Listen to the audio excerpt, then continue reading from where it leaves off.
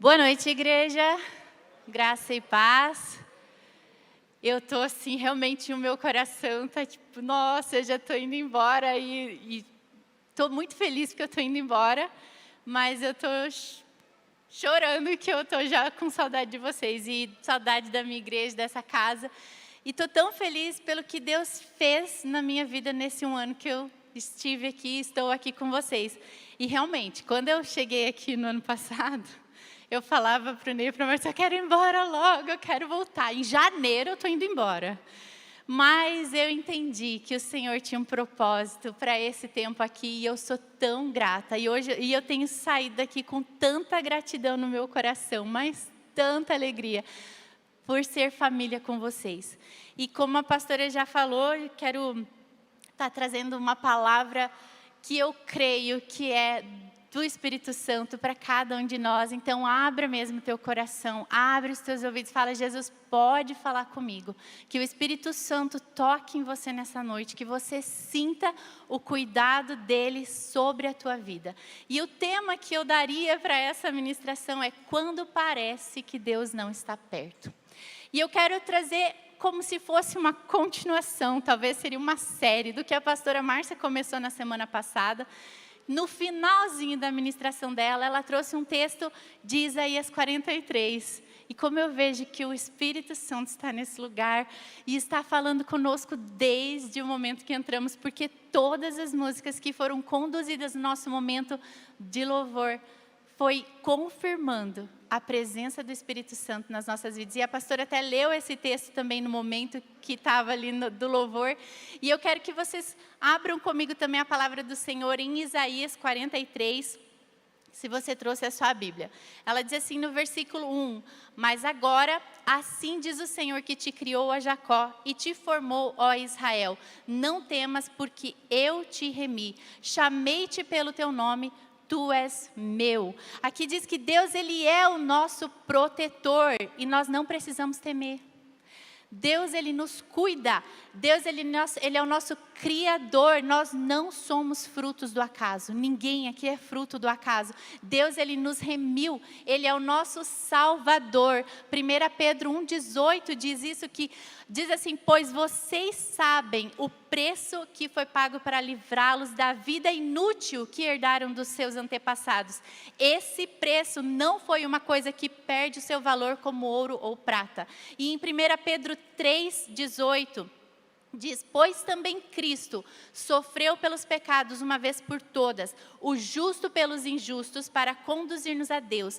Ele foi morto no corpo, mas vivificado pelo Espírito. Gente, Deus nos conhece pelo nome. Deus, ele é o nosso proprietário pela criação e pela redenção. E o versículo 2 de Isaías 43 diz, quando passares pelas águas, estarei contigo, e quando pelos rios, eles não te submergirão. Quando passares pelo fogo, não te queimarás, nem a chama arderá em ti. Deus, ele nos livra de calamidades, sim. Mas também, ele prova que ele está sempre perto de nós, em situações boas ou ruins. Deus está perto de nós. Salmos 34, do 17 ao 19, diz que os justos clamam e o Senhor os ouve e os livra de todas as suas angústias. Perto está o Senhor dos que têm coração quebrantado e salva os contritos de espírito. Muitas são as aflições do justo, mas o Senhor o livra de todas. Sabe, gente, eu creio na soberania de Deus. A soberania é uma das características de Deus, tem muitas, mas quando nós entendemos a soberania de Deus, isso nos dá a sensação de paz, de descanso, de estabilidade nas nossas vidas. A soberania de Deus, ela é a orquestração abrangente de tudo o que acontece no tempo e na eternidade. A soberania de Deus significa que Deus existia antes do início do tempo. Desde o pré-Gênesis de Gênesis 1:1. Porque vocês sabem por que existe Gênesis 1:1? Porque ele já estava lá para dizer, então haja, e acontecia. Sabe, desde o início do tempo até o fim do tempo, que eu e você ainda não vimos, Ele já estava na eternidade. Mas a soberania não significa apenas que ele viu e ouviu tudo, mas que a coisa toda está na palma das mãos dele. Ele tem o controle sobre todas as coisas. Isso me lembra muito o texto de Isaías 49:16. E eu lembro que essa foi a primeira palavra que eu ministrei para as viúvas quando eu estava na África. Quando eu cheguei lá na África, o contexto era totalmente diferente. E eu me vi diante de tantas viúvas em tantas necessidades que parecia que elas estavam completamente esquecidas. E quando eu fui convidada para trazer uma palavra para elas, a palavra que Deus me deu foi Isaías 49:16, que diz: eis que te tenho gravado na palma das minhas mãos. E eu pensei, Senhor, como que eu vou ministrar essa palavra? Porque olhando para elas, parece que elas estão desamparadas. E eu entendi tão profundamente naquele dia que o Senhor, Ele olha para todos os seus filhos, em qualquer que seja a situação. O Senhor estava com o nome delas, a vida delas gravada na palma das mãos dEle, assim como Ele tem o teu nome gravado na palma das mãos dEle. O Criador do universo inteiro, que tem tudo sob controle, Ele olha para as mãos dEle e Ele vê você. E Ele vê você. A soberania de Deus é o controle abrangente das agonias do universo. Mas dentro desse guarda-chuva da sua soberania, existe a providência. E a providência é o funcionamento dos detalhes da sua vida e da minha, quando nós sentimos que Ele não está fazendo nada. Quando nós nos deparamos com uma tragédia ou uma dificuldade. A providência é saber que Deus está orquestrando os detalhes dos nossos dias, das nossas vidas, dos nossos encontros, das nossas oportunidades. E Ele está realmente orquestrando nossos passos. A providência, ela é Jeremias 29:11, que diz: pois eu bem sei os planos que eu tenho a vosso respeito. São planos de prosperidade, não de mal, para vos dar um futuro e uma esperança. E Efésios 2:10 diz assim: pois fomos feitos por Ele, criados em Cristo Jesus para as boas obras previamente preparadas por Deus. A providência, ela significa que você pode confiar em Deus as coisas da sua vida, porque Ele está orquestrando tudo. Eu amo a providência de Deus. E como é visto nas Escrituras, Ele aparece em qualquer lugar, até nos lugares mais improváveis, ou mais, mesmo nos lugares onde as estações da nossa vida, parece que Deus está distante. Ou talvez que Ele está descomprometido com aquilo que a gente está passando. Mesmo assim, eu sei que nós podemos confiar que quando nós não conseguimos rastrear a mão de Deus, nós podemos confiar no coração dEle. Porque Ele está totalmente presente. Ele está totalmente engajado e investido nos detalhes da minha vida e da sua vida. Isso é o que nós obtemos pelas Escrituras. Toda a Escritura, do início ao final, nos lembra da soberania e da providência de Deus. E eu poderia mencionar muitas histórias da Bíblia que falam sobre isso, sobre esses detalhes da nossa vida, mas eu vou contar um pouquinho só da história de Saul. O que foi o primeiro rei de Israel, em 1 Samuel 9, fala sobre como foi a história dele. E fala que Deus tinha um propósito para Saul. O primeiro versículo fala de quem ele era filho. No segundo versículo fala o quão bonitão ele era. E que ele era assim, tipo, o cara. E todo mundo, todos os outros davam no ombro dele. Mas é o terceiro versículo que faz com que ele se mova e encontre o profeta que vai dar direção para o destino profético da vida dele. E esse terceiro versículo fala que as jumentas do pai de Saul se perderam. E ele teve que ir atrás. E ele foi então atrás. Saul entendeu, que apesar de tanta beleza, o status que talvez ele tinha, talvez se ele tivesse Instagram naquela época ia ser bombadão, porque as selfies dele deviam ser tipo demais, assim. Mas ele entendeu que ele tinha que ir procurar jumentas. Aquilo era o trabalho que ele estava proposto para ele fazer, um trabalho que era comum, que era ordinário, um trabalho que era assim talvez um trabalho que nem todo mundo gosta de fazer. Talvez a gente não sabe qual foi o motivo daquelas jumentas terem se perdido, mas pode ser que não tenha sido culpa dele. E sabe, às vezes você se depara com situações na sua vida que você acha assim, eu não queria estar fazendo esse trabalho, me sujeitando para esse trabalho. Eu queria estar fazendo algo melhor, ou isso aí não é para mim, não me vejo fazendo essa coisa. E às vezes são os jumentos que aparecem no teu caminho que vão te levar para o teu destino profético.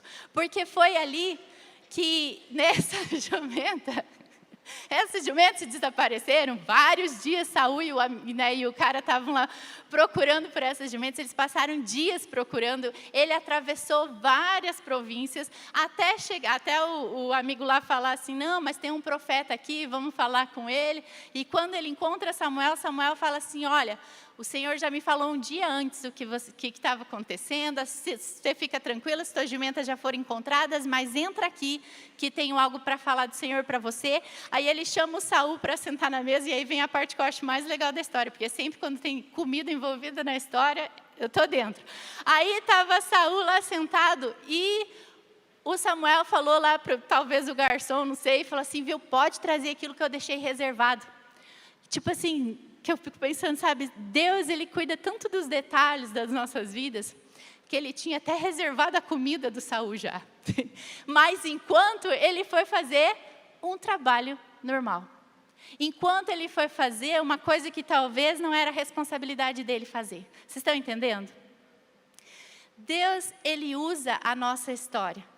E as Escrituras, elas nos lembram que Ele está sempre presente em cada história, na minha história, na sua história. Mas às vezes isso soa para nós que parece algo tão grande ou tão além de nós, que nós tendemos a desassociar as nossas vidas normais desse mistério do cuidar de Deus. Nós não podemos imaginar que talvez uma simples dona de casa, como muitas aqui, talvez um empresário, um adolescente no ensino médio ou no ensino fundamental, um estudante universitário, alguém que mora num bairro normal, que tem um emprego normal, você não consegue se imaginar dentro, que você possa se encaixar dentro desse mistério. Mas o que eu quero dizer nessa noite é que a história que você está vivendo é relevante para Deus. E se talvez você é uma mãe aqui e tem dito, eu queria estar fazendo outras coisas, estar trabalhando, estar desenvolvendo, e estou aqui só dentro da minha casa, cuidando dos teus filhos. Se esse é o seu caso, mãe, se você tem essa oportunidade de orar com seu filho à noite, ensinar um versículo para ele, fazer a janta, você está cumprindo com excelência o ministério que Deus deu para a sua vida. Então, nós temos que aprender a viver aquilo que Deus está nos chamando para viver no nosso cotidiano. Amém? Vocês estão entendendo?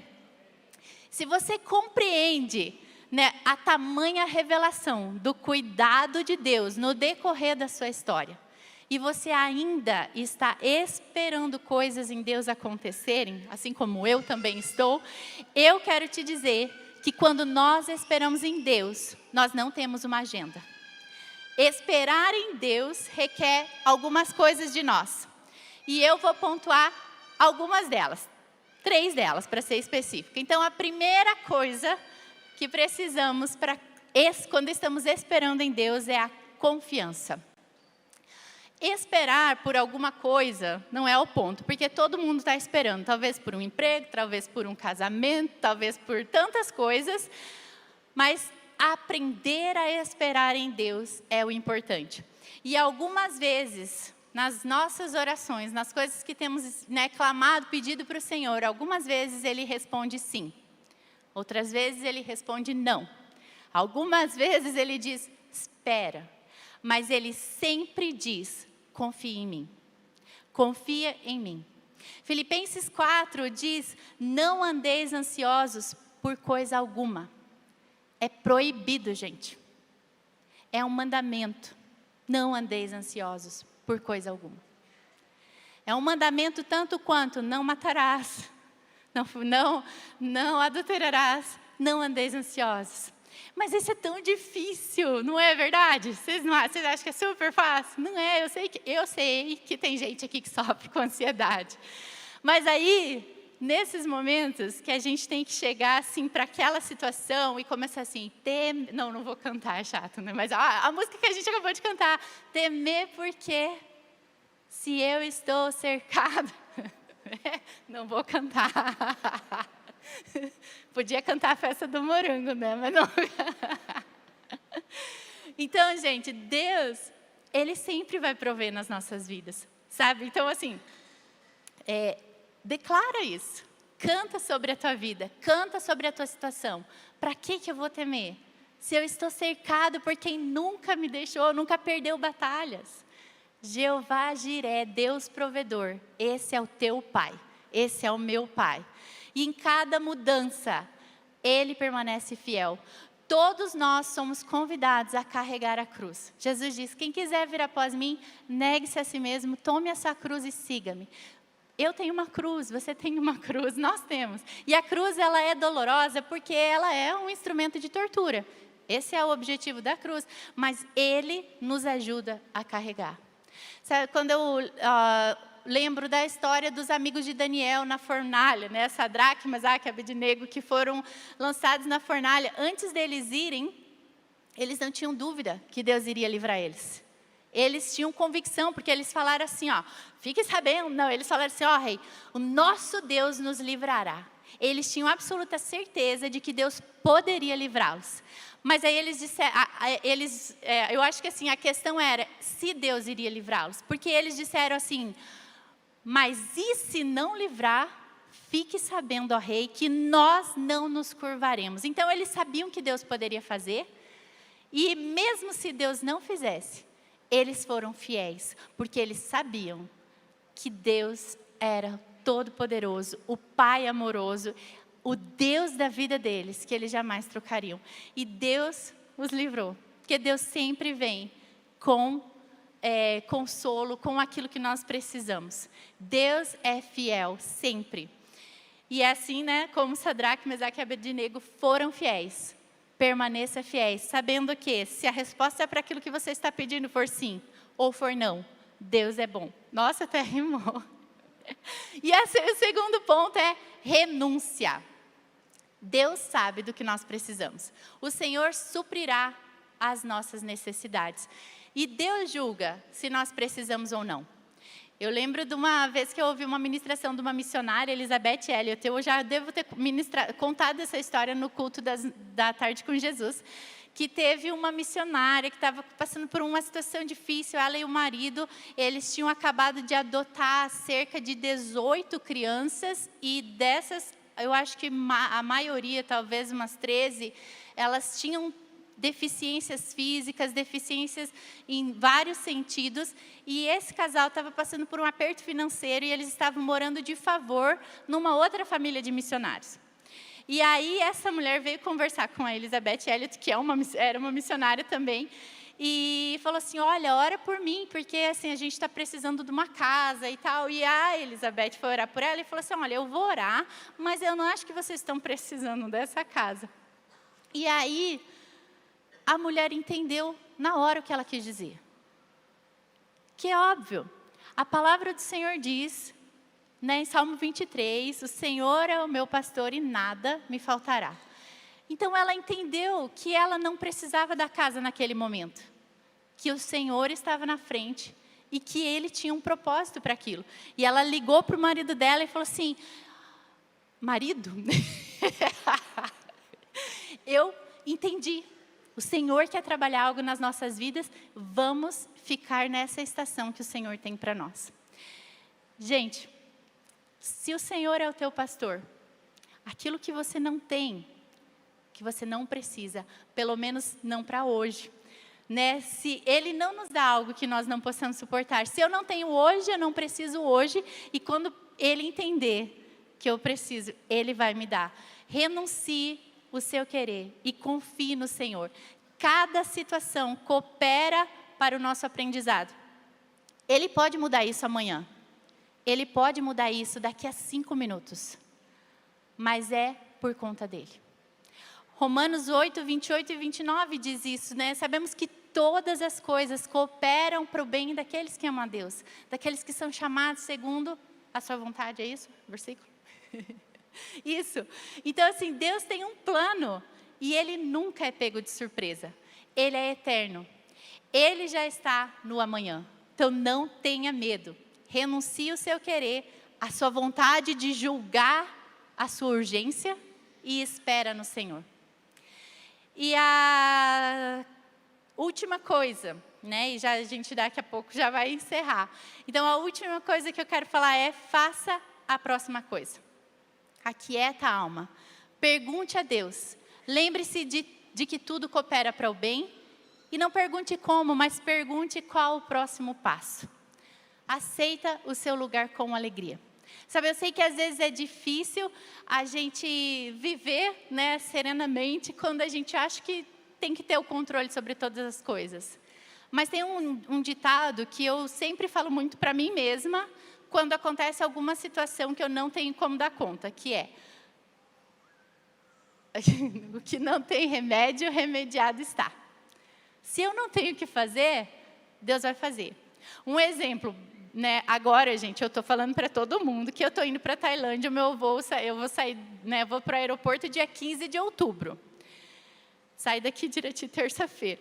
Mas o meu passaporte e os meus documentos todos, eu já mandei para a Embaixada da Tailândia em Brasília. Está lá e eles vão me dar uma resposta na terça-feira, se o meu visto vai ser aprovado ou não.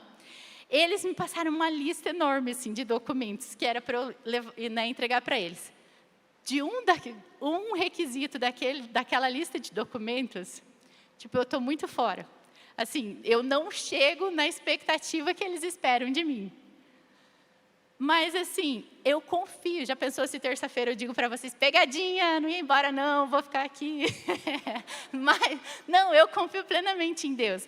Que Ele está fazendo. Ele abriu as portas, Ele sempre abriu, Ele sempre vai abrir. Ele sempre faz a vontade dEle e vai prevalecer a vontade dEle. Agora, adiantaria se eu estivesse lá em Brasília agora, na porta da embaixada, clamando assim para que eles avaliassem com muita bondade o meu caso, dizendo: olhem para mim e vejam como que eu sou uma pessoa gente boa. Se eu posso estar aqui me despedindo de vocês e passando meu tempo com vocês, vou ficar eu perdendo meu sono por causa disso? Ah, bem capaz. Eu tenho que viver o que Deus tem me dado para viver todos os dias. E das coisas que eu não posso controlar, é Ele que controla. As coisas que você não tem domínio sobre a tua vida, cara, não fica pensando sobre isso. Vai jantar com alguém, vai fazer alguma coisa, vai para o próximo passo, sabe? Todos os dons que nós temos são para servir o outro. Então, se você não sabe o que fazer agora, vai servir alguém, vai lavar uma louça, vai servir, vai fazer o que você tem um chamado para fazer.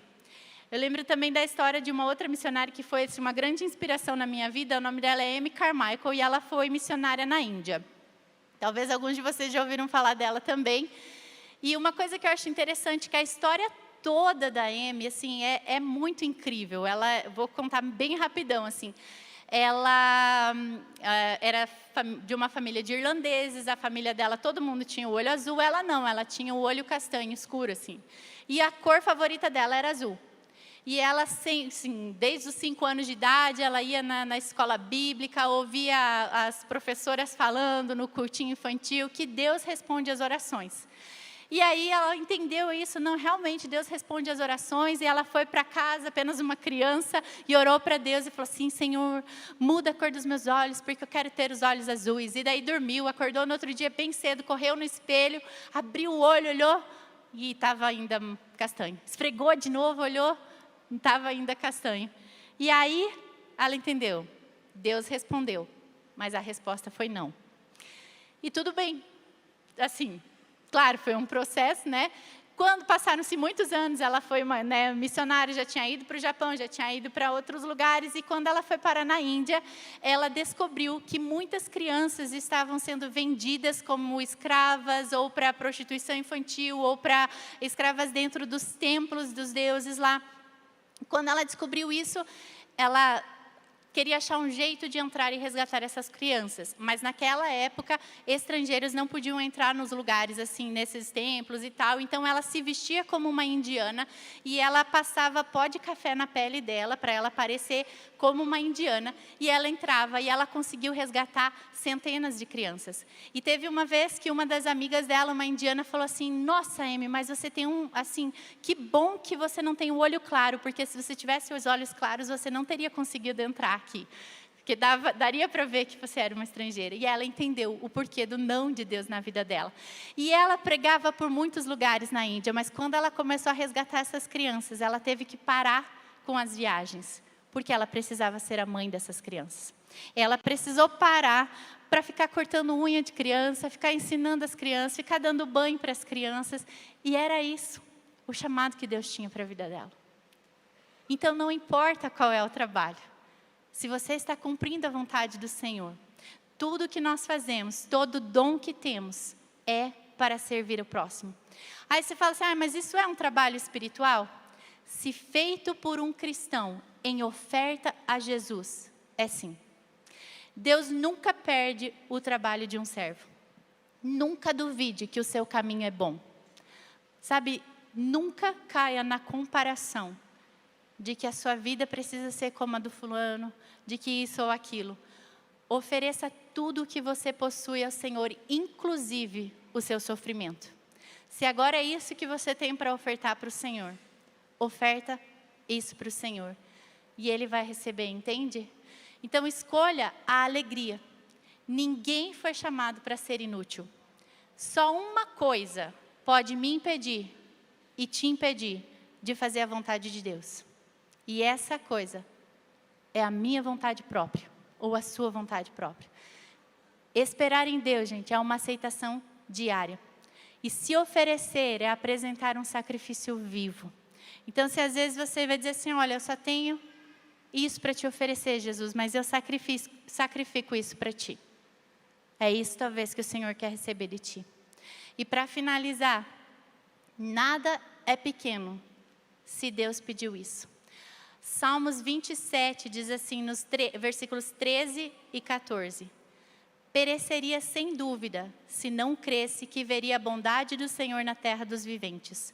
Espera no Senhor, anima-te e Ele fortalecerá o teu coração.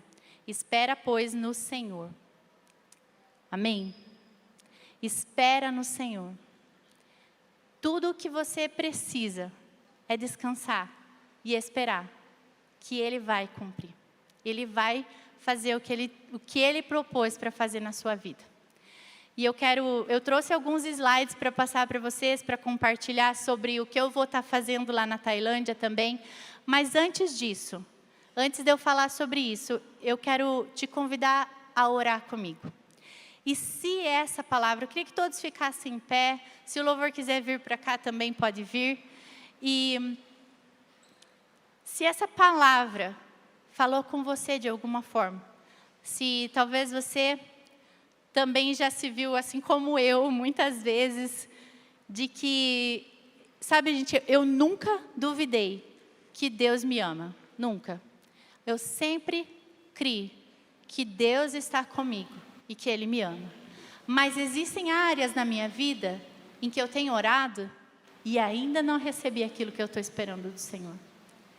E já existiu momentos em que eu disse assim: Deus, eu vejo a Tua intervenção em coisas tão impressionantes, especialmente na vida dos meus irmãos.